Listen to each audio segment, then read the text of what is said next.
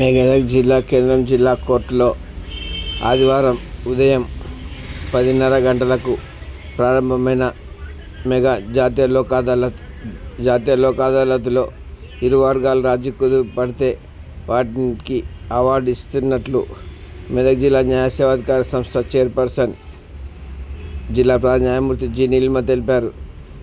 ఈ మేరకు మెదక్ జిల్లా కోర్టు ఆవరణలో జరిగిన సమావేశంలో జిల్లా న్యాయ సేవాధికార సంస్థ ప్రధాన కార్యదర్శి